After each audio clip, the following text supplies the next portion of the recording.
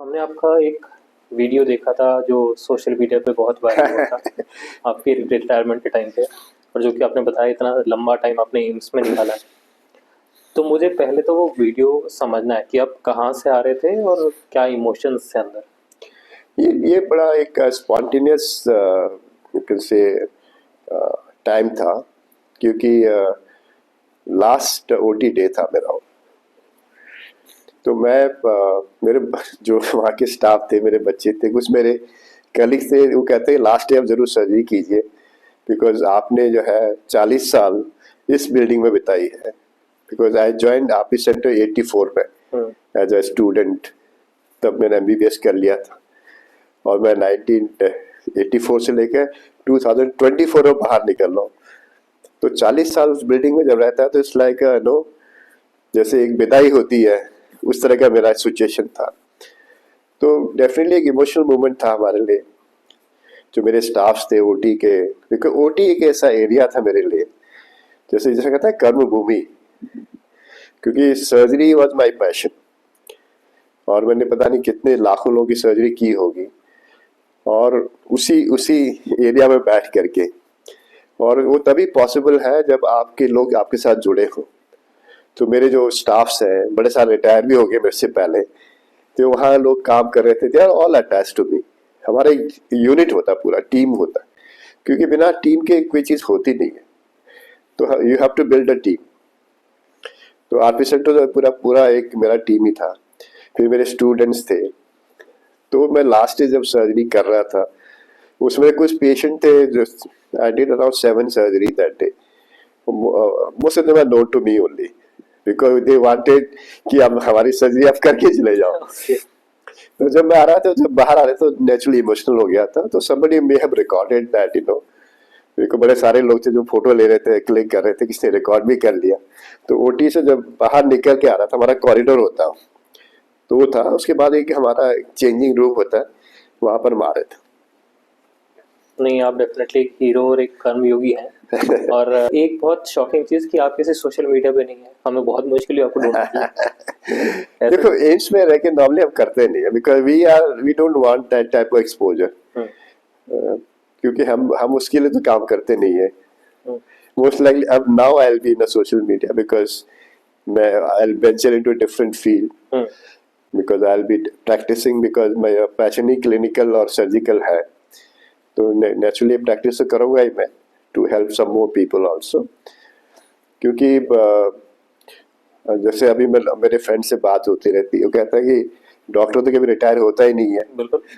तो काम तो आगे करना पड़ेगा।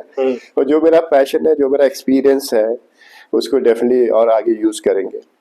क्योंकि जो प्रैक्टिस में करूँगा ऐसे एरिया में करूँगा जहाँ पर फ्यूचर में मैं जनरेशन को जो है दोबारा से पढ़ा सकूँ। It won't be my student, but there be some other student जिनको मैं आगे मेंटर कर सकूँ, एजुकेशन के हिसाब से, रिसर्च के हिसाब से। तो ये मेरा है, अभी मोस्ट लाइकली 2-3 महीने में शुरू करूँगा। तो किस तरह का अभी रिटायरमेंट प्लान आप देख रहे हैं, थोड़ा एलेबोरेट करके अगर जानना चाहें लोग। इसमें तो एक quiz, I like to join some centre, क्योंकि इस एज में मैं अपना इन्वेस्टमेंट तो कर नहीं सकता। मेरे बच्चे ऑप्थेल्मिक सर्जन नहीं है, तो उसको तो मैं करूँगा, लेकिन आई एम श्योर कि कोई ना कोई सेंटर मुझे मिल जाएगा जहाँ पर मैं उस क्वालिटी का प्रैक्टिस कर सकूँ, जिसमें लोगों को फायदा हो। और साथ में जैसे मैं कह रहा हूँ कि थोड़ा सा जो है एजुकेशन कंपोनेंट हो, जिसमें फेलोज हो, या फिर जो लोग आगे पढ़ना चाहते हैं वो थोड़ा सा रिसर्च वाला कंपोनेंट अटैच हो जाए। तो मैं देख रहा हूँ कि आने वाले 4 या 5 साल तक आई एम प्रीटी श्योर कि उस सेंटर को जो है उस स्टेज में ले आओगे, लोग उसको रेफर करने लगेंगे। बिल्कुल करने लगेंगे। आप अपने आप में एक ब्रांड है। बट आपको पद्मश्री से भी नवाजा गया था। हाँ, वो आई वॉज वेरी फॉर्चुनेट। 2014 में मुझे पद्मश्री मिला था सरकार की तरफ से। और मेनली आई थिंक वो एक 2-3 एंगल थे उसमें। एक था कि जो डेडिकेशन एम्स वाले करते हैं, क्योंकि एम्स वालों को पद्मश्री काफ़ी मिलती थी पहले, लेकिन हमारे डिपार्टमेंट से बड़े कम लोगों को मिली है, ऑप्थेल्मिक फील्ड से। मेरे से पहले 3 या 4 लोगों को मिली थी। तो एक डेडिकेशन लोग जानते हैं कि यहाँ पर हर सोसाइटी के लोगों को सिमिलर ट्रीटमेंट मिलता है, चाहे गरीब तबके का हो या फिर एक गवर्नमेंट का सबसे ऊंचे पद में हो, उन सबको जो है सिमिलर ट्रीटमेंट मिलता है और अच्छा ट्रीटमेंट मिलता है।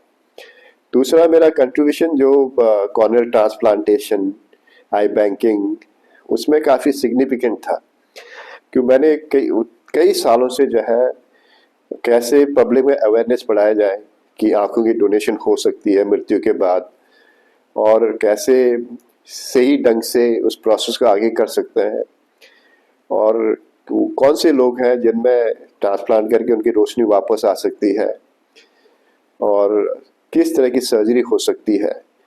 तो उसमें उसी के आसपास 2008-9 में हमने एक रिसर्च पब्लिश किया था, जिसमें एक कॉर्निया जो टिश्यू होती है उसको हमने स्प्लिट करके 3 मरीजों को लगाया था। तो सिंगल टिश्यू से 3 लोगों को ट्रांसप्लांट करते थे। तो दुनिया में पहली बार हुआ था वो। दुनिया में पहली बार हुआ था, आपने किया था? हाँ, ओके। हमारी टीम थी पूरी। हाँ। तो उसने हुआ था। तो उससे क्या होता है कि एक जहाँ पर इंडिया में डोनेशन बहुत कम होते हैं और मरीज बहुत सारे हैं, तो मल्टीपल यूज हो सकता है। और जो बेस्ट चीज उससे निकल गया आज के डेट में, वो आजकल का प्रेफर्ड सर्जरी है। अब उसको कहते हैं कि कस्टमाइज कंपोनेंट सर्जरी। उसी एरिया को चेंज करते हैं जो डिफेक्टिव होता है, जो काम नहीं कर रहा था, with a healthy donor tissue. तो हम जो रिसिपिएंट है उसको भी कस्टमाइज कर देते हैं और डोनर को भी कस्टमाइज कर देते हैं। तो एक एक लेयर भी आप चेंज कर सकते हो। आप पहले एक पूरी कॉर्निया चेंज करते थे, आजकल पूरी कॉर्निया चेंज करने की रिक्वायरमेंट बहुत कम हो गई है। तो ये जो है आजकल जिसे हम कहते हैं लैमेलर सर्जरीज, माना एक ही लैमेला को हम चेंज कर सकते हैं। उससे जो है पूरे वर्ल्ड में कॉर्नियल ट्रांसप्लांट के रिजल्ट्स अच्छे हो गए हैं, फास्टर हो गया रिहैबिलिटेशन, और आउटकम भी बहुत अच्छे हो गए। अभी भी इंडिया में बहुत कम केसेस हो रहे हैं एज पर द रिक्वायरमेंट के हिसाब से देखा जाए तो। हम हमारे कैलकुलेशन हिसाब से करीब करीब 1 लाख सर्जरी होनी चाहिए ट्रांसप्लांट की इंडिया में टू क्लियर द बैकलॉग। लेकिन साल में करीब 45,000 करीब सर्जरी होती है। ऐसा क्यों? क्योंकि उतने डोनेशन हो नहीं पा रहे, या डोनेशन जो होते भी हैं हर टिश्यू जो है ट्रांसप्लांटेबल नहीं हो सकती है। जैसे किसी ने डोनेट किया तो हो सकता है उसकी क्वालिटी पुअर हो, तो करीब करीब 50% टिश्यू यूज हो पाती है। तो अब हमारा 1 लाख सर्जरी करने 2 लाख डोनेशन चाहिए हमें, तब जाके 1 लाख कर पाओगे। और हर साल जो है 35 से 40,000 केसेस ऐड हो जाती है। तो ये वेटिंग काफी ज्यादा है। बट मुझे बड़ी खुशी है कहने में कि देश के ऐसे भी सेंटर हैं, ऐसे भी इंस्टीट्यूशन जहाँ पर वेटिंग लिस्ट नहीं है, लेकिन कुछ ऐसे एरिया में जहाँ पर वेट लिस्ट बनी नहीं है कि वहाँ पर ऐसे संस्थान है ही नहीं। जैसे हम यूपी, बिहार, उड़ीसा या फिर झारखंड ऐसी जगह बात करें, तो वहाँ पर हमें पता नहीं कितने लोगों को ट्रांसप्लांट करने की जरूरत पड़ेगी, वहाँ पर सर्वे भी ठीक से नहीं हुई है। कुछ ऐसी जगह है जैसे साउथ में चले जाओ आप, वहाँ पर जो है डोनेशन अच्छा होता है, सर्जरी ज़्यादा होती है, तो वहाँ पर वेटिंग लिस्ट कम है। तो मैं पिछले कई सालों से इस मुहिम में लगा हुआ था कि कैसे हम इसको सेंट्रलाइज कर सकें। लेकिन सेंट्रलाइज रजिस्ट्रेशन हो जाए पूरे देश का, तो हमें पता है कि कहाँ पर कौन से मरीज हैं, कितने हैं, और टिश्यू डिस्ट्रीब्यूशन भी सेंट्रलाइज हो जाता, not for entire country, state wise या डिस्ट्रिक्ट वाइज, सो दैट वहाँ पर जितने लोग ट्रांसप्लांट करते हैं, सर्जन्स या सेंटर्स हैं, वहाँ पर एक इक्वल डिस्ट्रीब्यूशन हो जाए। तो उससे जो है इस मुहिम में बहुत फायदा होगा। तो मोस्ट लाइकली हो सकता है इसमें भी काम हो जाए। सरकार ने बड़ी कोशिश की है, जैसे आपने नोटो सुना होगा। हाँ, तो आई कॉर्निया की नहीं, पूरे ऑर्गन्स के लिए भी काम करती है। तो ऐसे संस्थाएं आगे आएंगी तो धीरे धीरे इसमें सुविधा बढ़ जाएगी। तो उस टाइम में मेरा इसमें काफ़ी मेरा एक फोकस था, अभी भी फोकस है ट्रांसप्लांट सर्जरी में। तो वो एक रीजन था कि, और दूसरा जो है एज ए सर्जन मैंने बड़े सारे लोगों की सेवा की थी, तो वो भी एक कारण रहा होगा कि मुझे पद्मश्री मिल गई थी। नहीं, बिल्कुल इंडीड आपने बहुत लोगों की सेवा की है, देश और वर्ल्ड की सेवा की है। बट इसमें अगर मैं थोड़ा और ड्वेल डाउन करूँ तो आई ट्रांसप्लांट जो होती है वो क्या होता है कि मैं ये जो आई बॉल पकड़ पा रहा हूँ, ये पूरी की पूरी हम निकाल के नहीं, ये भी एक कंसेप्ट था, लोग सोचते पूरी आंख का ट्रांसप्लांट होता होगा। हाँ। और हमारे भी उसमें ये टेक्निक उतनी अच्छी नहीं थी शुरू में। हम लोग जो है पूरी आंख को निकाल देते थे डोनर से, तो उससे जो है गड्ढा हो जाता वहां पर, तो बड़ा खराब लगता था। तो बहुत से फैमिली मना कर देते थे कि हमारे आदमी के जो है चेहरा खराब लग रहा है। अब क्या करते हैं, हम आंख निकालते नहीं है, केवल जो ऊपर जो काली पुतली है उसी को निकालते हैं, क्योंकि वही काली पुतली जिसको ट्रांसप्लांट कर सकते हैं हम, व्हाइट पार्ट नहीं। व्हाइट पार्ट नहीं। ओके। और जब वो निकाल देते हैं तो उसके ऊपर एक कॉन्टैक्ट लेंस लगा देते हैं, तो चेहरा वैसे ही लगता है, कोई खराब नहीं लगती है। तो इससे भी लोगों का एक्सेप्टेंस बढ़ गया है डोनेशन में जो है। और अभी तक जो भी साइंस है उसमें तो केवल काली पुतली चेंज कर सकते हैं। इसका मतलब कि जिन लोगों की पूरी आंख ठीक है, केवल आगे की काली पुतली खराब हो गई है, इसमें सफेदी आ गई है या उसमें कोई बीमारी आ गई है, तब जाके उनको फायदा होता है। ये कि उनके पीछे के पर्दे खराब हो गए हों या फिर जो नर्व होता है, ऑप्टिक नर्व, वो खराब हो गया, तो उनमें ट्रांसप्लांट करने का फायदा नहीं है। तो केवल काली पुतली बीमारी में ही जो है, जो आगे की पुतली होती है, उसमें ही हम ट्रांसप्लांट करते हैं। और फ्यूचर में अभी बहुत सारे रिसर्च हो रही है। जैसे हम लोगों ने बहुत काम किया है कि एक ऐसा जो है सिंथेटिक टिश्यू बनाया है जो कॉर्निया को रिप्लेस कर सके, उसमें काम हो रहा है, आर्टिफिशियल कॉर्निया जिसे बोलता है। और बहुत से अभी रिसर्च हो रही है जिसमें हम कल्चर करके कॉर्नियल टिश्यू डेवलप करने की कोशिश कर रहे हैं। तो फ्यूचर में ये भी है। और फ्यूचर में ऐसे भी हो सकता है पूरी आंख का ही ट्रांसप्लांट हो जाए, वो भी पॉसिबिलिटी है। तो अभी जैसे जो बाय बर्थ ब्लाइंड रहे हैं लोग, उनको आई आप दे सकते हैं, काम करता है ऐसा? यदि उसमें भी जो है, यदि ब्लाइंडनेस जो है पुतली की बीमारी से हुआ हो, तो रोशनी थोड़ी बहुत वापस आ सकती है। क्योंकि यदि शुरू के 4-5 साल के एज के अंदर अंदर यदि हमने रोशनी नहीं दी आंखों को, जब से स्टिमुलस नहीं मिलेगा तो ब्रेन उसको डेवलप नहीं कर पाएगा।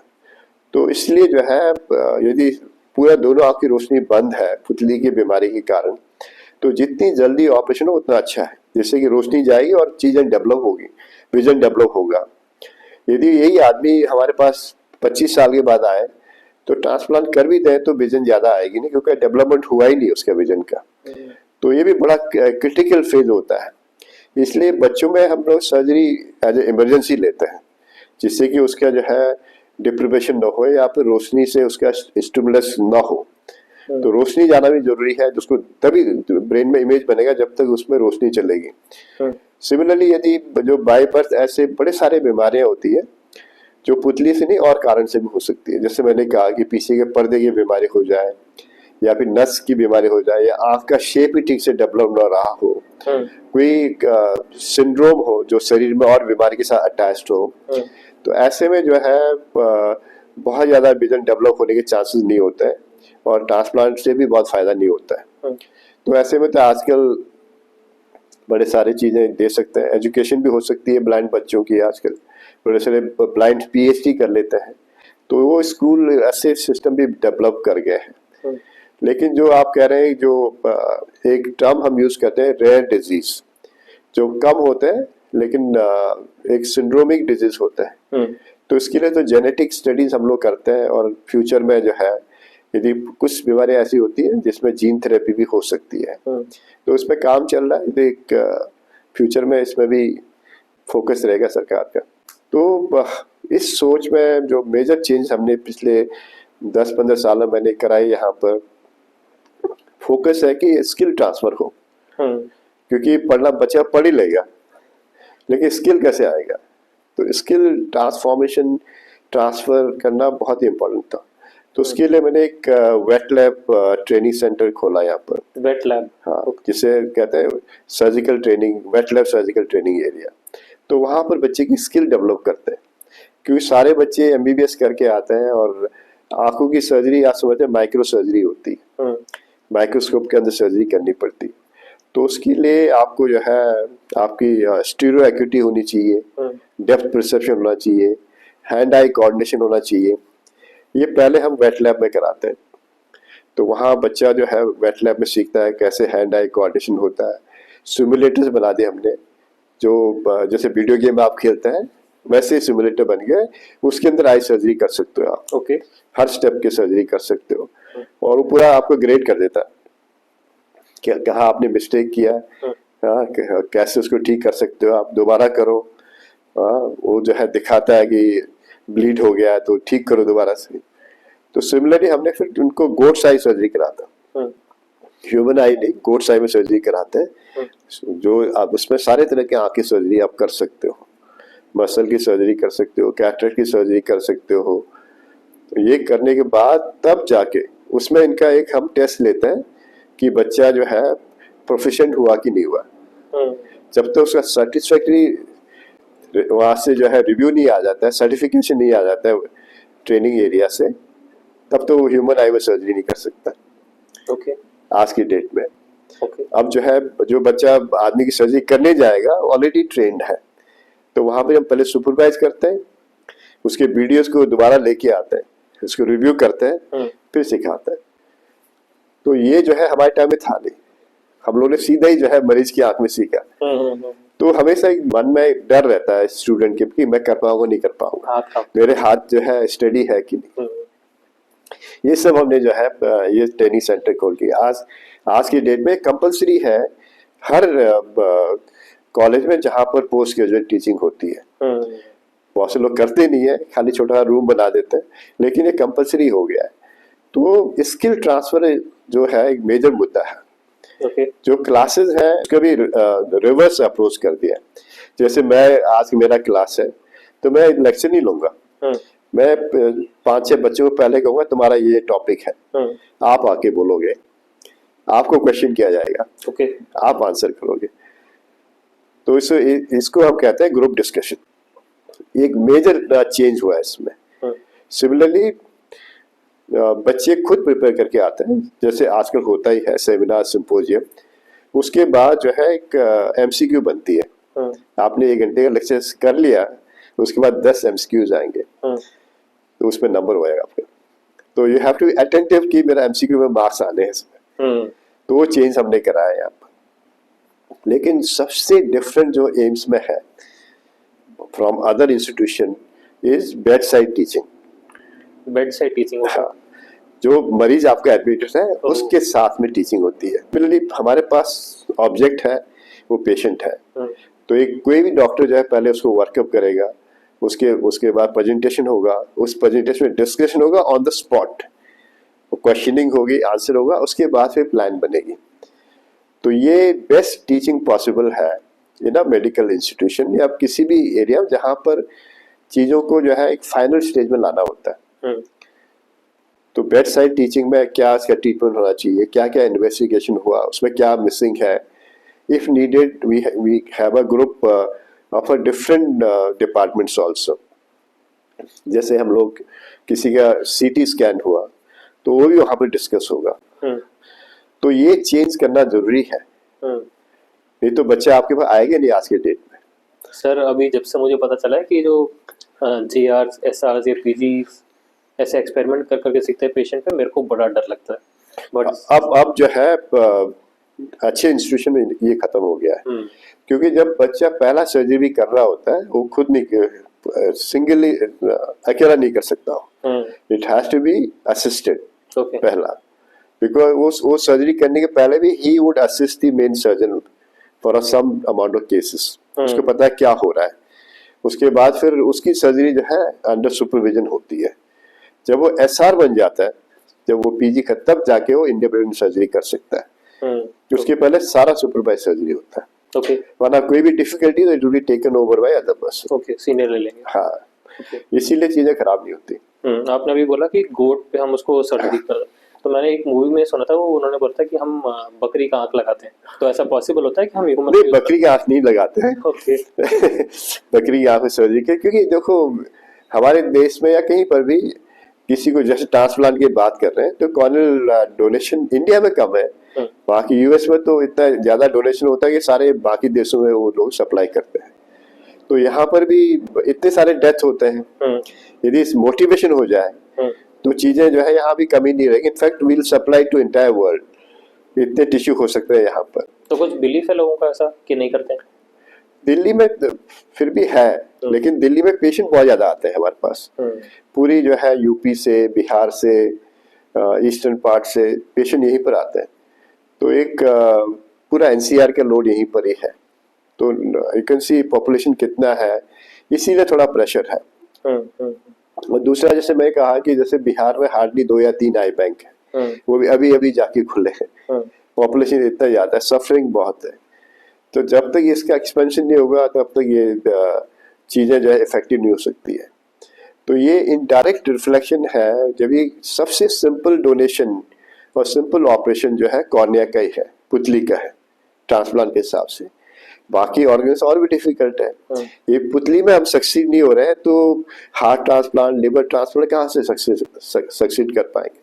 तो इनडायरेक्टली एक ये रिफ्लेक्शन है हमारे कंट्री में अवेयरनेस का, कि जो है अभी भी बहुत कम है। मैं मानता हूँ कि ऑर्गन डोनेशन में डिफिकल्टी जरूर है, कि बहुत से टाइम में हमें ब्रेन डेथ चीज सिचुएशन चाहिए होती है, या फिर लाइव डोनर चाहिए होता है, जैसे किडनी है, आपको प्रॉपरली मैच डोनर चाहिए होता है, वो दिक्कत जरूरी है।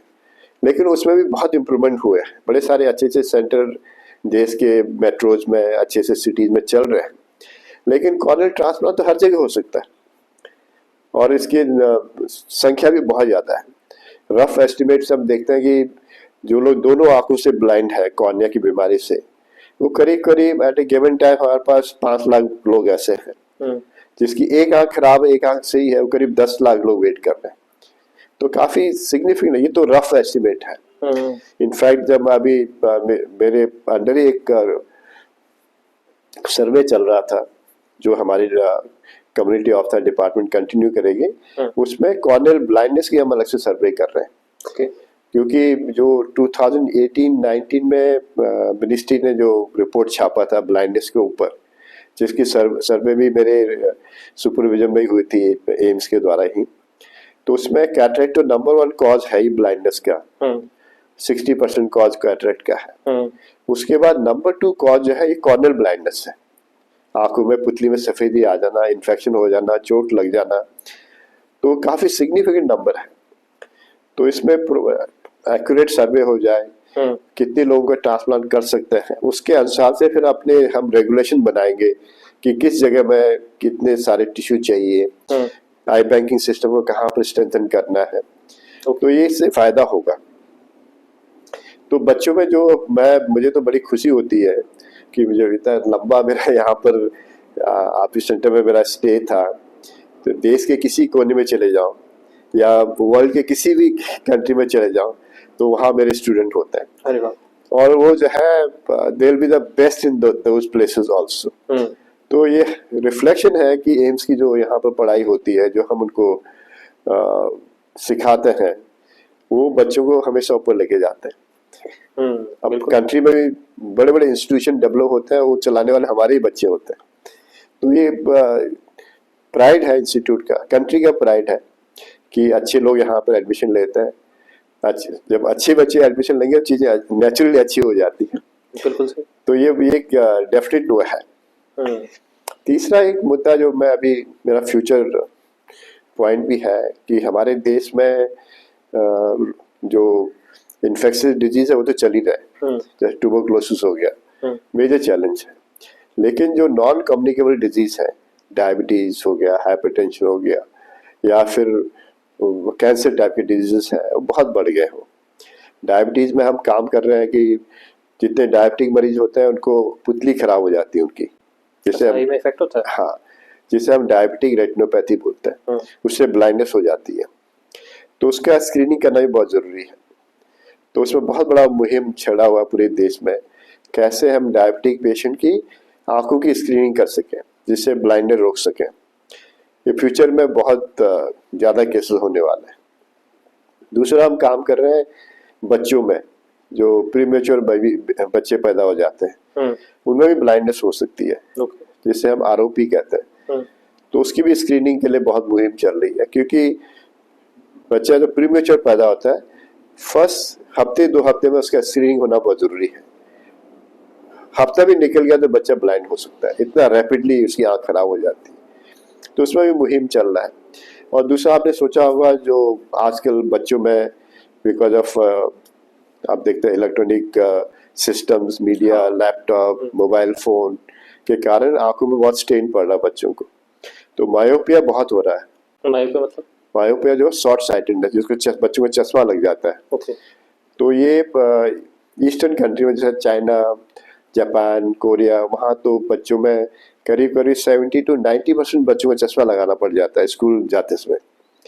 इंडिया में इसका परसेंटेज बहुत बढ़ते जा रहा है। मतलब डिजिटल प्रोडक्ट्स यूज करने के कारण? हाँ जी। ओके।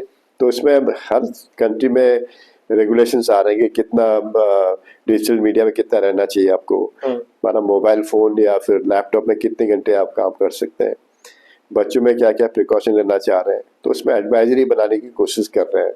स्कूल में कैसे विजन स्क्रीनिंग हो बच्चों की, जिनकी नज़र ठीक नहीं हो उनको हम कैसे स्क्रीन करें, कैसे उनको सही चश्मा लग जाए और उस नंबर में बढ़ोतरी न हो, प्रोग्रेशन ना हो, उसके लिए क्या रोकथाम किया जाए।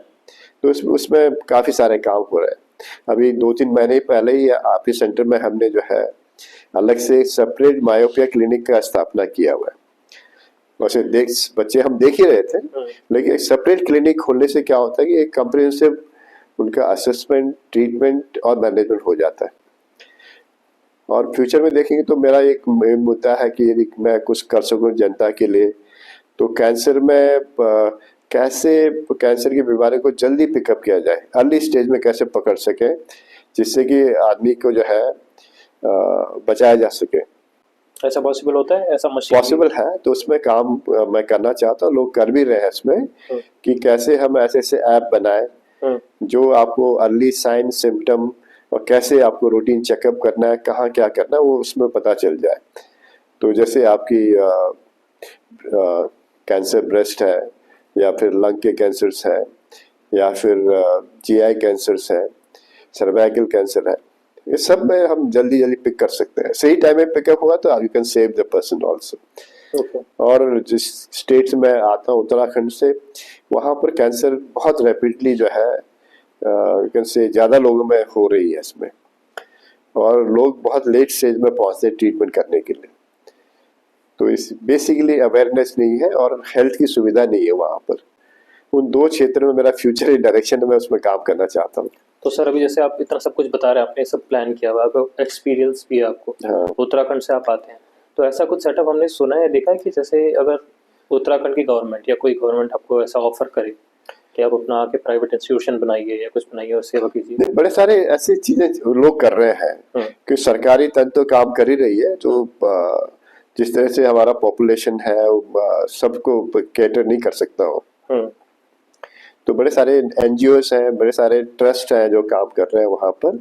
सिमिलरली मैं भी एक जो है ट्रस्ट बना रहा हूँ जो पुअर पेशेंट के लिए होगा।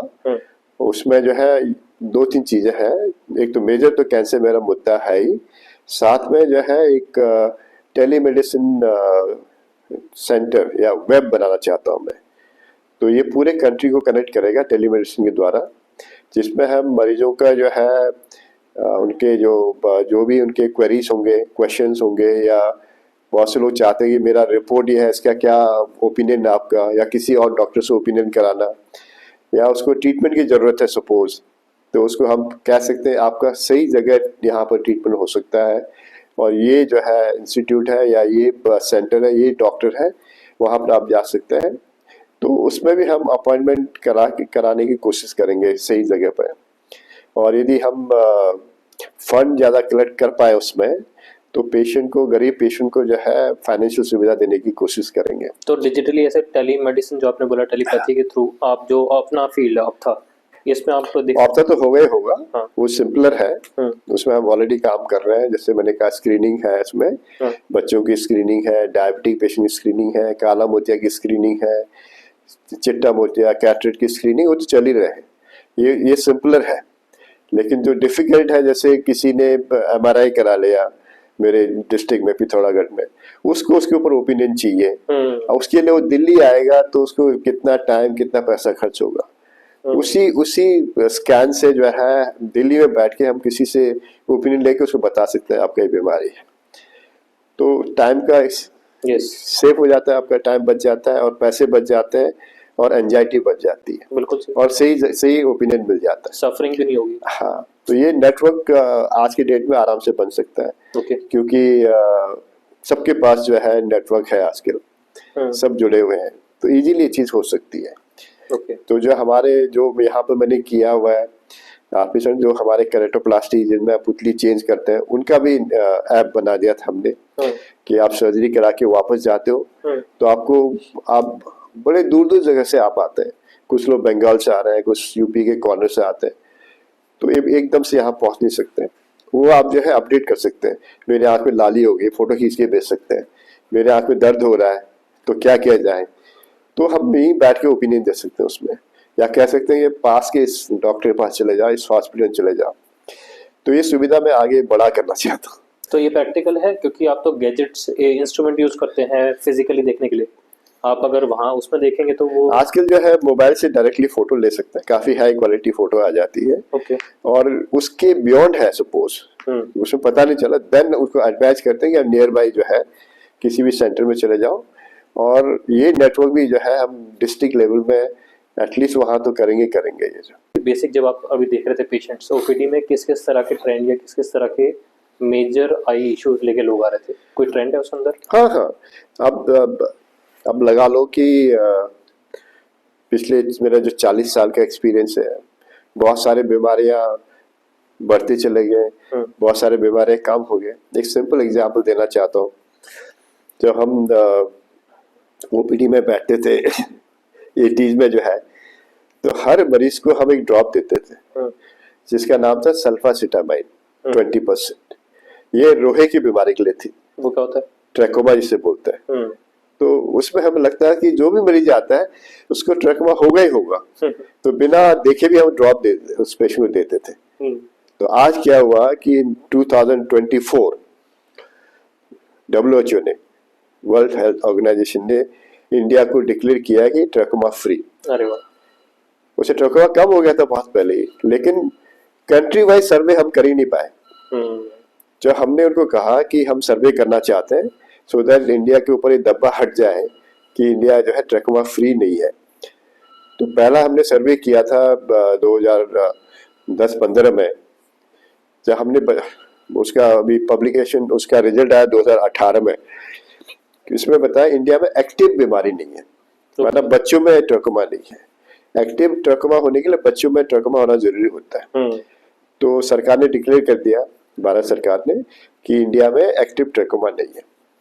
लेकिन WHO ने माना नहीं, कहते हम डिक्लेयर नहीं कर सकते इंडिया में ट्रैकोमा नहीं है जब तक कि आप जो है लार्ज स्केल में सर्वे, पूरे कंट्री का सर्वे नहीं करोगे और दिखाओगे ट्रैकोमा के सीक्वली नहीं है। ओके। हो सकता है जैसे आज से 40 साल पहले ट्रैकोमा हुआ तो उसके सीक्वली भी होते हैं। तो हमने दोबारा से WHO के कारण दोबारा सर्वे कराया 200 डिस्ट्रिक्ट्स में 5 लाख लोगों में, उस एरिया में जहाँ ट्रैकोमा जो है एंडेमिक था पहले इन 50s में। तो पूरा ये राजस्थान से लेके Punjab, Rajasthan, UP up to Andaman Nicobar करके अब जाके अक्टूबर 2024 में WHO ने रिलीज किया कि इंडिया फ्री ऑफ ट्रैकोमा। तो आज हम वो दवाई यूज नहीं करते। चेंज क्या हुआ, आज हर पेशेंट को हम आर्टिफिशियल टीयर दे देते हैं, लुब्रिकेंट ड्रॉप दे देते हैं, क्योंकि ड्राइनेस बढ़ गया है कॉर्निया में। जो आप देखते हो ना, सबको कहते हैं आंख में पानी आ रहा है, खुजली हो रहा है, दर्द हो रहा है। आप जो है AC रूम में बैठ के काम कर रहे हैं, आपको जो है क्या कहते हैं लैपटॉप में या फिर PC में जो है 12 घंटे या 14 घंटे काम करने पड़ रहे हैं। हमारे कुछ बच्चे 18 घंटे काम करते हैं, उन सबको ड्राइनेस हो रहा है। तो आज का मेजर बीमारी है ड्राइनेस, जो फ्यूचर में ज्यादा जाए, जिसे हम कहते हैं कंप्यूटर विजन सिंड्रोम या ड्राई आइज। तो दवाई जो है सल्फासिटामाइड से लुब्रिकेंट से पहुंच गया है। तो ये मेजर चैलेंज है फ्यूचर के लिए, उनके लिए नहीं है जो लोग काम कर रहे हैं या जो ओल्ड है, यंगर बच्चों में भी हो रहा है। क्योंकि वो लोग भी जो है टाइम बिता रहे हैं घर के अंदर बैठे हुए हैं, आउटडोर एक्टिविटी नहीं है, डिजिटल चीजें। तो एक मेजर चेंज हुआ है। दूसरा चेंज हुआ है डायबिटिक रेटिनोपैथी, जैसे मैं कह रहा था ब्लाइंडनेस। पहले यदि मैं आप सेंटर में हम पेशेंट देखते थे, हार्डली जितने हमारे ओपीडी पेशेंट आते थे उसमें डायबिटिक पेशेंट की परसेंटेज काफी कम होती थी। आज हर दूसरा मरीज डायबिटिक पेशेंट है, हर दूसरा पेशेंट। इन जनरल पॉपुलेशन देखा तो every 6% is diabetic in India. तो उनमें से भी जो है 10% या 15% ऐसे लोग हैं जिनको पीछे आंखों में बीमारी है। ये तो इन जनरल बता रहा हूँ, जिनको खाली डायबिटीज है। जो हमारे पास आ रहे हैं उनमें से ऐसे लोग हैं जो ब्लाइंडिंग डिजीज पहुंच गई है, कुछ नहीं करेंगे ब्लाइंड हो जाएंगे, उसकी संख्या बहुत बढ़ गई है। सिमिलरली जो एज रिलेटेड प्रॉब्लम है, जैसे मैकुलर डिजेनरेशन कहते हैं, वो भी उसकी संख्या बढ़ गई है।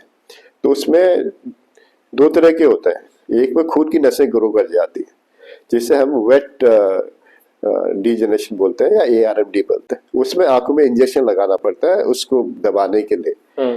तो आजकल एक मॉडर्न ट्रीटमेंट हो, आपकी आंखों में नस ग्रो कर रही है रेटिना में तो इंजेक्शन लगा देते हैं, आंखों में पर्दे में सूजन हो रही है तो इंजेक्शन लगा देते हैं, जिसे हम एंटी-VEGF कहते हैं। तो ये नया शिफ्ट हुआ। तो इधर टेम्परेरी इलाज हुआ, टेम्परेरी होता है, धीरे धीरे आपका विजन भी इम्प्रूव करता है। काला मोतिया की डिटेक्शन बढ़ गई है, कैंसर तो है ही। तो ये मैं देख रहा हूँ पहले जो बीमारियां थी अब जो है लाइफस्टाइल रिलेटेड बीमारियां बढ़ती चली जा रही। आपकी एक्टिविटी खत्म हो गई है, आपकी दूसरी तरह की एक्टिविटी हो गई है, उसके कारण से दूसरी बीमारियां आपको आ गई है, तो वो जो है चीजें चेंज हुई है। तो ये काला मोतिया आप उसी को बोलते हैं, कैटरैक्ट को? नहीं, काला मोतिया बिल्कुल अलग है, क्योंकि हिंदी में थोड़ा नाम कंफ्यूजिंग है। हाँ। मोतिया जो है कैटरेक्ट होता है, काला मोतिया इसे कहते हैं कि ये जो है इसका यदि सही टाइम में इसका डायग्नोसिस नहीं हुआ और सही टाइम में इलाज नहीं हुआ तो आदमी ब्लाइंड हो जाता है और रिकवरी नहीं होती इसकी। कैटरेक्ट का क्या है कि कैटरेक्ट हो गया, आपको ऑपरेशन किया, आपका विजन वापस आ गया। कैटरेक्ट में होता क्या है? जो आंख में लेंस होता है उसमें धीरे धीरे सफेदी आ जाती है, जिसे हम मोतियाबिंद कहते हैं। तो उसको हटा दो, उसको साफ कर दो, उसकी जगह में हम आर्टिफिशियल लेंस लगा देते हैं जिसे इंट्राओकुलर लेंस बोलते हैं। उससे आपकी नजर अच्छी हो जाती है।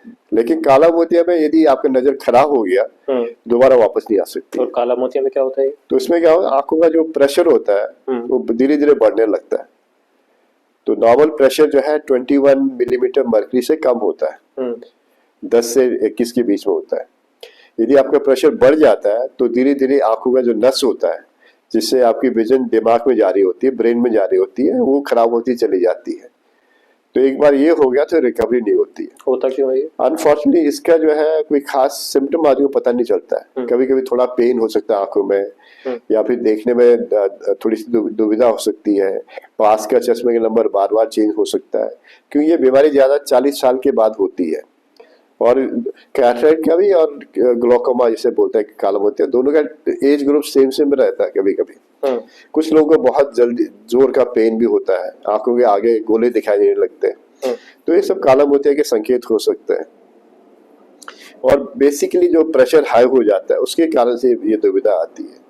और उन लोगों में ज्यादा होती है जिनमें पहले से फैमिली हिस्ट्री हो, उनके फैमिली में काला मोतिया रहा हो पहले, या ग्लोकोमा रहा हो, या जो लोग स्टीरॉइड खा रहे हो किसी और बीमारी के कारण, जैसे टैबलेट्स होते हैं स्टीरॉइड के, या फिर आंखों में स्टीरॉइड ड्रॉप डालने होते हैं। आजकल बहुत कॉमन है, आपको आंख में लाली आई, आप बाजार में गए और किसी से भी ड्रॉप ले लिया, उसमें स्टीरॉइड होता है, उससे जो है ज्यादा डालोगे तो आंख में काला मोतिया होने के चांसेस तो बढ़ ही जाते हैं, साथ में चिट्टा मोतिया भी हो सकता है आपको। तो मेरा तो ये संदेश है कि आप अपने मन से काउंटर से कोई दवाई मत लीजिए, किसी डॉक्टर से सलाह लेने के बाद ही ड्रॉप लीजिएगा। अदरवाइज हो सकता है कि आप गलत ड्रॉप डाल रहे हो, उससे आपको नुकसान हो जाए। स्पेशली स्टीरॉइड नहीं होना चाहिए ड्रॉप में unless indicated. I am sure. तो काला मोतिया जो ऐसी हम कहते हैं साइलेंट थीफ, आपको पता नहीं चलता, आपकी नजर जा चुकी होती। जब तक आप डॉक्टर के पास आते हो मुझे कम दिखाई दे रहा है, तब तक खत्म हो जाता हूँ।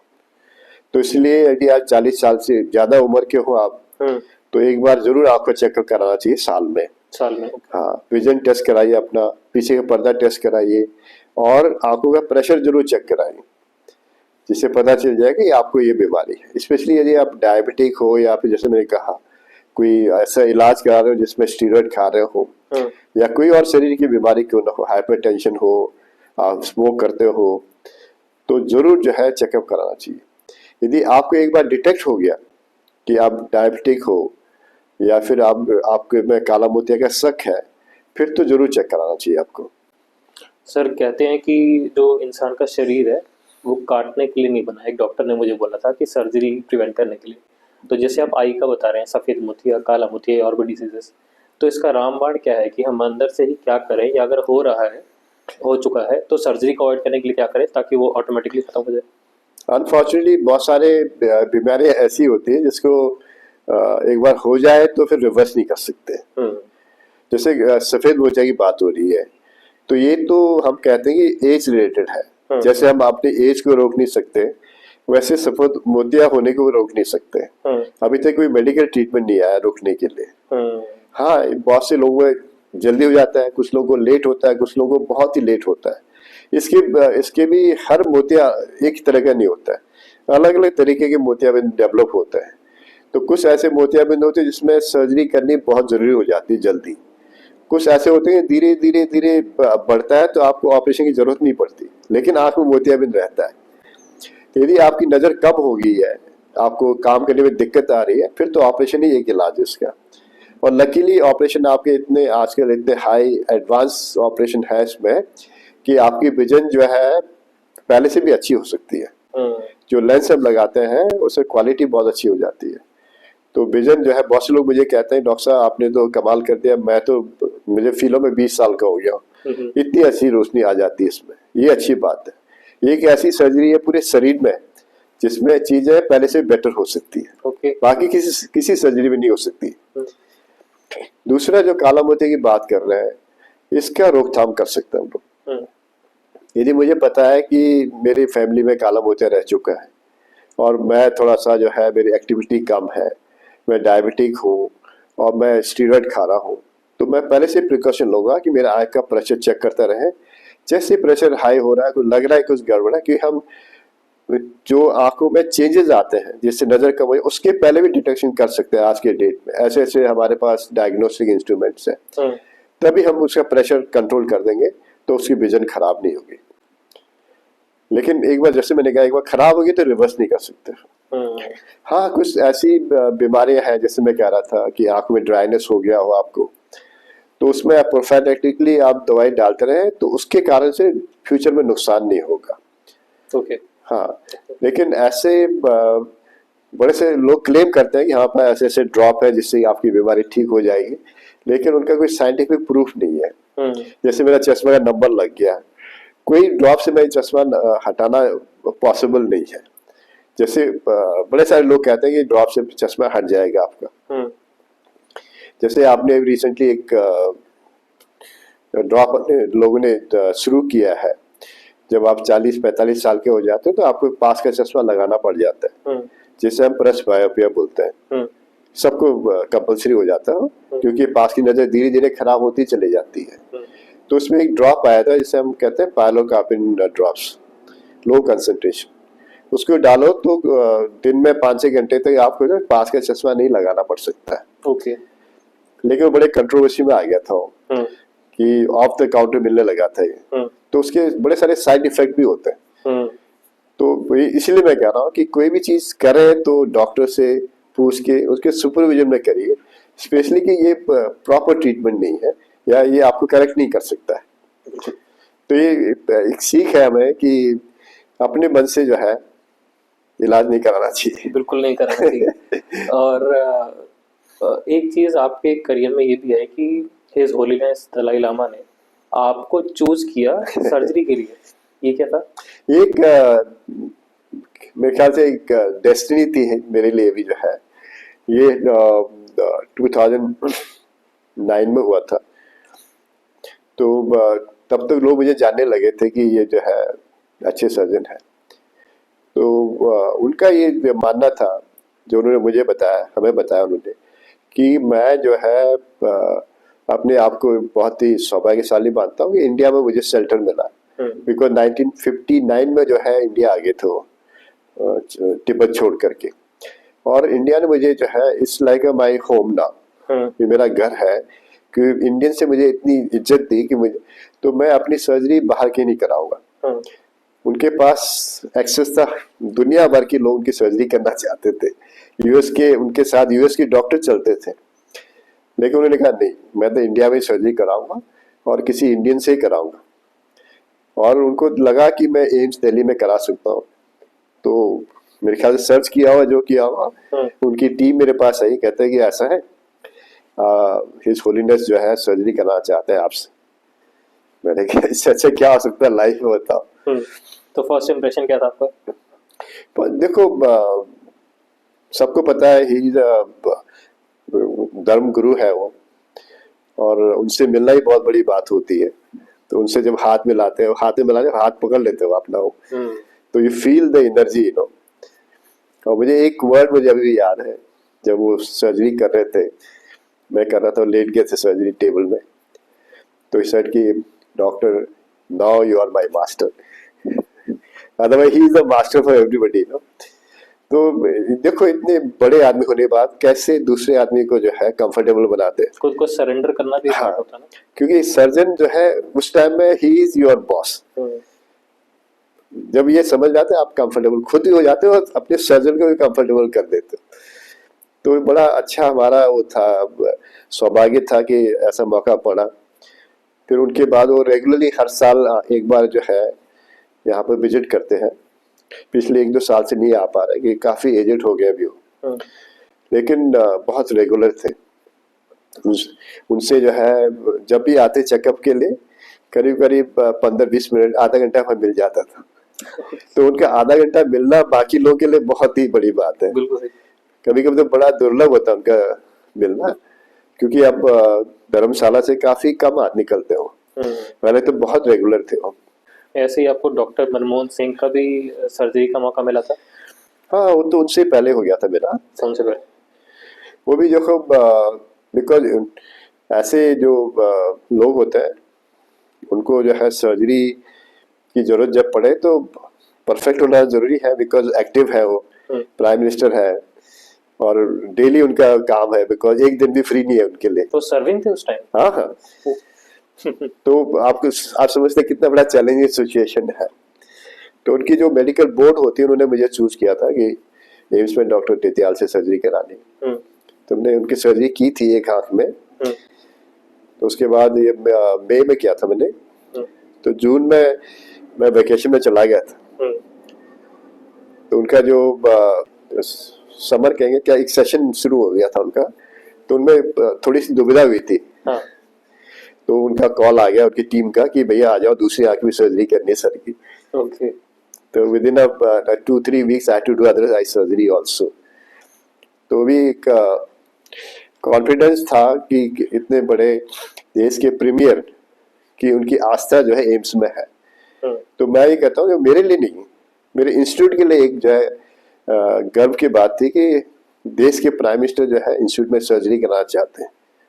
उन्होंने अपनी हार्ट की भी सर्जरी कराई सब्सिक्वेंटली, री सर्जरी थी, तो ये एम्स में ही हुई थी, लेकिन सर्जन बाहर से बुलाया था उन्होंने।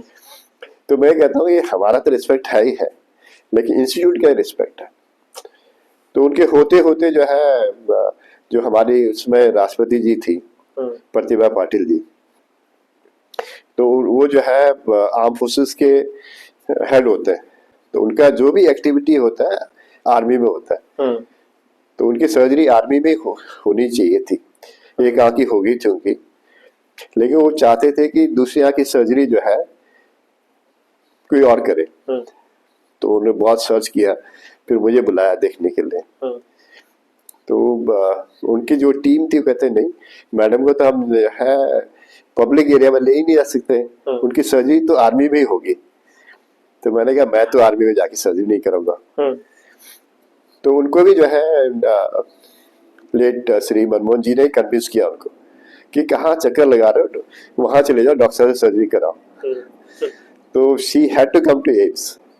तो क्या याद है आपको प्रोटोकॉल, क्योंकि प्रेसिडेंट आ रहे हैं? हाँ, पूरा प्रोटोकॉल। उनके जो टीम थे वो बड़े रिलेक्टेंट थे, वो कहते यार हम कैसे आ सकते हैं पब्लिक में, लेकिन आए हो। लेकिन हमने पूरा एम्स के संडे सर्जरी करते हैं लोग हम, जिसमें पब्लिक होती नहीं है। तो she was very comfortable. Surgery हो गई थी। I remember that after surgery उनकी जो पूरी उनकी टीम थी, उन्होंने कहा यार तो बहुत अच्छा था कोई प्रॉब्लम हुई नहीं, इतना कंफर्टेबल था सब कुछ जो है। तो एम्स में ये है कि we have every possible equipment scenario, और मैं तो हमेशा ये कहता हूँ कि एम्स ऐसा संस्था बना देश का जो पोस्ट इंडिपेंडेंस भारत सरकार कह सकती है कि ये हमारा अचीवमेंट था मेडिकल फील्ड में, क्योंकि हम जो है best technology, best train person और बेस्ट जो है इन्वायरमेंट हर आदमी को दे रहे हैं, चाहे वो बीपीएल वाला आदमी हो या फिर प्राइम मिनिस्टर, सबके लिए है। इंडीड। तो एक मेजर अचीवमेंट है ये है, तो उसमें हम लोग का कंट्रीब्यूशन जितना भी रहा हो हमें तो बड़ा फक्र होता है उसमें। बिल्कुल होना भी चाहिए, हमें भी फक्र है। और मैं एक लास्ट सवाल पूछना चाहूँगा। मैंने एक मूवी देखी थी मुन्ना भाई एमबीबीएस, तो उसमें वो जो डॉक्टर डीन होते हैं वो एक लेक्चर में बोलते हैं कि मुझे अपने पेशेंट के साथ इमोशनल अटैचमेंट नहीं करना है क्योंकि वो वीक करेगा। बट आपके बारे में सुना है कि आप इमोशनली कनेक्ट होते हैं पेशेंट से और ख्याल रखते हैं उनका। नहीं, देखो दो तीन चीजें हैं इसमें। Doctor has to be sympathetic towards the whatever he does, to not to his patient only, to his colleagues, to his students, staff also. जब तक आपका एटीट्यूड सिंपैथेटिक नहीं होगा, चीजें जो है मेरे ख्याल से बहुत स्ट्रिक्ट होने से भी चीजें 100% ठीक नहीं होती है। तो हर चीज मिला जुला एक अप्रोच होना चाहिए। जहाँ तक पेशेंट केयर का सवाल है, तो we have to be very very can से रिस्पेक्टफुल टू द सिचुएशन। क्यों मरीज जो, मैं हमेशा बच्चों को कहता हूँ, ये मत सोचो कि अरे ये क्यों आ गया मेरे पास, इसमें कुछ भी नहीं है। ये सोचो कि ये क्यों आया मेरे पास, कैसे आया होगा। दिल्ली में कोई आदमी एम्स में आ रहा है तो जैसे आप ही आ जाए, कितने कष्ट से आता है, वो रिस्पेक्ट हमें देना चाहिए। वो हो सकता है कि वो गाजियाबाद से आ रहा हो सकता है कि वो बिहार से आ रहा हो, कितने पैसे खर्च करके आ रहा है, अपना काम छोड़ के आ रहा है, तो उसको कष्ट है भैया। थोड़ा सा एक बार उसको मुस्कुरा के बोल दोगे हाँ नमस्कार आइए, क्या उसी से उसकी आधी बीमारी दूर हो जाती है। आधे भाई क्यों आ गए हैं, ये क्या है, ये छोटी बीमारी के लिए मेरे पास आ गए, एम्स आ गए इसके लिए। तो सीधा इंप्रेशन, अ पर्सन जो 2-4 घंटे वेट करके आपको मिल रहा है, तो हमेशा एक भावना दिल में होनी चाहिए। और इमोशनल होना जो है ये दर्शाता है कि आप उस चीज से जुड़े हुए हो। जब तक किसी चीज में इमोशनली अटैच नहीं होगा, चीजें परफेक्ट नहीं हो सकती है। तो बहुत जरूरी है। सिचुएशन आते हैं जहां पर आपको जो है इमोशन ऐसा होता है कि उनके लिए कुछ एक्स्ट्रा करना चाहिए। इमोशन ये नहीं कि आप वीक हो गए हो, इमोशन ये सोच दिखाता है कि आपने काम किया है। दूसरा आदमी के लिए आपका एक भावना होता है, तो जब भी आपको जब दोनों तरफ से सेम भावना होती है तब जाके इमोशन आगे आता है, नहीं तो इमोशन आएगा नहीं। आप मेरे प्रति कोई भावना नहीं रखते तो मेरा इमोशन कभी आएगा ही नहीं ना। ये दोनों साइड से होता है। और आज की डेट में मरीजों का, स्टाफ का, कलीग्स का इमोशन आपके लिए होना बहुत बड़ी बात है। आजकल कोई किसी के लिए केयर नहीं करता। यदि किसी के पास इमोशन आपके लिए आ रहा है, ऐसे मतलब कि आपने रिस्पेक्ट पाया है उनसे। बिल्कुल सही, ये बहुत इंपॉर्टेंट बात है। बिल्कुल। Well thank you very much. आज हमने इतना सारा टाइम दिया, आपने इतना सारा टाइम दिया, उसके लिए बहुत बहुत शुक्रिया। हमें बहुत बहुत मज़ा आया। It was a very very warm meeting और thank you very much sir. Thank you so much.